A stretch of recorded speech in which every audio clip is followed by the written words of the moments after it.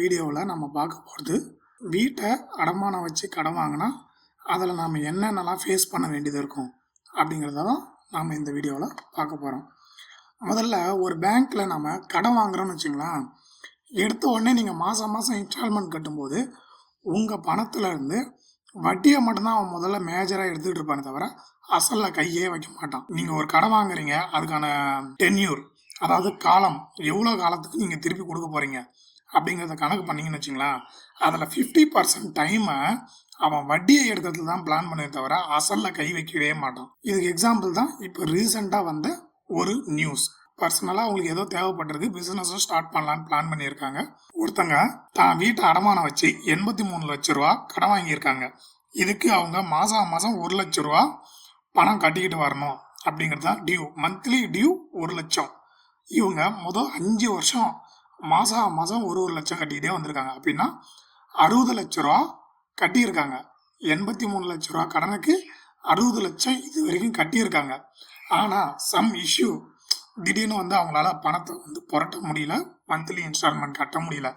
இப்போ அவங்க என்ன பண்ணிட்டாங்கனாக்கா, சரி நம்ம வீட்டை விற்றுருவோம், வீட்டை விற்று இந்த பேங்க் லோன் அடைச்சிட்டு மீதி பணத்தை வச்சு நம்ம வேற ஏதாவது பண்ணலாம் அப்படின்னு பிளான் பண்ணும்போது பேங்க்ல போய்க்கிறதுக்கு அவங்க என்ன சொல்லியிருக்காங்க பார்த்தீங்கன்னாக்கா, நீங்கள் கட்டினா 60 லட்சமும் வெறும் வட்டி மட்டும்தாங்க, இன்னும் நீங்கள் 83 லட்ச ரூபா கட்டினாதான் உங்கள் வீட்டு டாக்குமெண்ட்டை நாங்கள் உங்ககிட்ட திருப்பி கொடுப்போம் அப்படின்னு சொல்லிட்டாங்க. அப்படின்னா என்ன, 83 லட்ச ரூபா கடன் வாங்குது, 60 லட்ச ரூபா அவங்க கட்டினாங்க.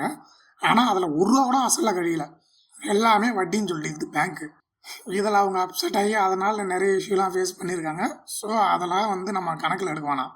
ஃபார் எக்ஸாம்பிள், இப்போ நீங்கள் ஒரு லோன் எடுக்கிறீங்கனாக்கா குறிப்பிட்ட டைமுக்கு அவன் வட்டியை தான் மேஜராக எடுப்பானே தவிர அசலில் மைனராக தான் கை வைப்பான். கடைசி காலகட்டம் வரும்போது தான் உங்களோட அசல் அமௌண்ட்டை மைனஸ் பண்ணி வட்டி கம்மியாகவும் அசல் அதிகமாகவும் டிடெக்ட் பண்ணி உங்கள் லோனை க்ளோஸ் பண்ணுறதுக்கு பார்ப்பாங்க. அதனால் முடிஞ்ச அளவுக்கு பர்சனல் லோனோ ஹோம் லோனோ எடுக்கிறதுக்கு முன்னாடி எல்லாத்தையும் செக் பண்ணி என்னென்ன ரூல்ஸ் அண்ட் ரெகுலேஷன்ஸ் இருக்குதுன்னு பார்த்துட்டு லோன் வாங்குங்க. அவசரப்பட்டு லோன் வாங்கிட்டு கஷ்டப்படாதீங்க. இந்த மாதிரி நிலைமை நம்ம யாருக்கும் வந்துடக்கூடாது. ஏன்னா நம்மளாம் 5க்கும் 10க்கும் லோன் போடுறவங்க. நம்ம வாங்குறதே 20 லட்ச ரூபா இல்லை 5 லட்ச ரூபா லோன் எடுப்போம்.